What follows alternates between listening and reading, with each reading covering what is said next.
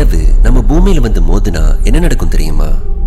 3,84,400 kilometre தூரத்துல இருந்து நம்மளோட பூமியை சுத்தி வர்ற இந்த நிலவானது பூமியை நோக்கி நெருங்கி வரும்போதே கடல் அலைகள் 30,000 அடி வரை உயருமா. ஒரே நாள்ல 10க்கும் மேற்பட்ட முறை சுனாமி பேரலைகள் பூமியை பல்வேறு இடங்கள்ல தாக்கும்னு சொல்றாங்க. நிலவு இன்னும் அருகில் நெருங்க நெருங்க பூமியின் சுழற்சி வேகமானது அதிகரித்து ஒரு நாளின் நேரமானது 24 மணி நேரத்திலிருந்து இன்னும் குறையக்கூடும்னு சொல்றாங்க. பூமியின் வெப்பம் குறைந்து பனியால் மூடப்படும். இப்ப நான் மேலே சொன்ன எல்லாமே நிலவு நம் பூமியின் ரோச் ஏரியாவை நெருங்கும் வரை தான் நடக்கும். அதன் பிறகு என்ன ஆகும் தெரியுமா? முதல்ல ரோச் ஏரியானா என்னன்னு சொல்றேன். பூமியின் மேற்பரப்புல இருந்து 18,470 கிலோமீட்டர் தொலைவில் இருக்கக்கூடிய லிமிட் தான் ரோச் ஏரியா லிமிட்னு சொல்லுவாங்க. ஒரு பெரிய செயற்கைக்கோள் அல்லது கோள் அலைசக்திகள் இல்லாம பூமியை அணுகக்கூடிய குறைந்தபட்ச தூரம்னு சொல்லலாம்.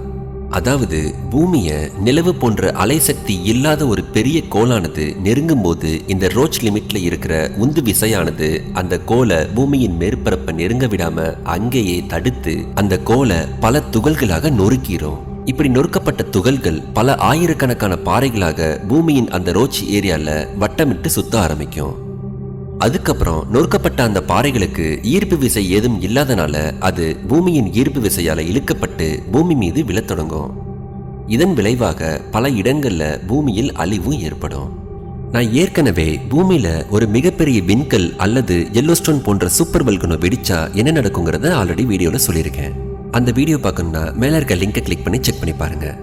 அப்படி இருக்கும்போது ஒரு கோளின் அனைத்து பாகங்களும் நம்ம பூமியில வந்து விழுந்தா எவ்வளவு பெரிய பேரழிவு ஏற்படுங்கிறத கற்பனை கூட செஞ்சு பார்க்க முடியாதுன்னு தான் சொல்லணும். சோ நிலவு பூமிக்கு அருகில் வந்தாலே என்ன நடக்கும்னு இப்போ உங்களுக்கு புரிஞ்சிருக்கும்னு நினைக்கிறேன். ஆனா நிலவு பூமியோட பல செயல்பாடுகளுக்கு இப்போ வரைக்கும் ஆதாரமா இருக்கு. எடுத்துக்காட்டா இரவு நேரத்துல பூமியை வெளிச்சமா வச்சுக்குது. கடல் அலைகள் வர்றதுக்கு நிலவோட ஈர்ப்பு விசை தான் முக்கிய காரணமா இருக்கு. பூமியை 23.5 டிகிரி சாய்வில் மாறாம சுத்துறதுக்கு நிலவு தான் காரணமா இருக்கு. பூமியில பருவநிலை மாற்றம் ஏற்படுறதுலையும் சமநிலையை நிலைநிறுத்துறதுலையும் நிலவின் பங்கு மிக முக்கியமா இருக்கு. முக்கியமான விஷயம் என்னன்னா, நிலவு நம்ம பூமியிலிருந்து 2 முதல் 3.7 சென்டிமீட்டர் தூரம் நம்ம பூமியை விட்டு விலகிக்கிட்டே இருக்கான். அதனால ஒருபோதும் நிலவு நம்ம பூமியை வந்து மோதுறதுக்கு வாய்ப்பே கிடையாது. நான் கொடுத்த இன்ஃபர்மேஷன் உங்களுக்கு பிடிச்சிருந்தா நம்ம சேனலுக்கு சப்போர்ட் பண்ணுங்க. நன்றி.